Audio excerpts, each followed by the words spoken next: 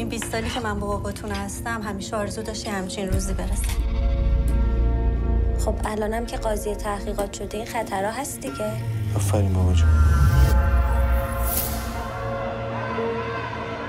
بدشانسی این شلوغی ها همزمان شده با شروع کار من تو این شهر. تو هم شعار دادی؟ شعار دادم سریعم در آوردم. چرا بودم مردم رو دارم میدونم؟ اینا بهم دادن برای حفاظت شخصی. برای چی؟ حفاظت از خودمون. جلوی چشام دوستامو کتک زدن گرفتنشون. خودم میدونم چی بگم چی نگم. دیگه برای من تعیین تکلیف نکنی ها. به خدا میذارم از این خونه میرم. از یه سری اوباشی که تمام مسئلهشون لخ شدن تو خیابون حمایت میکنی. اصلا به عنوان پدر نه، به عنوان کارشناس که اندازه سن تو این سیستم بوده بهتر از تو نمیدونم چه خبره؟ نه. چون توشی.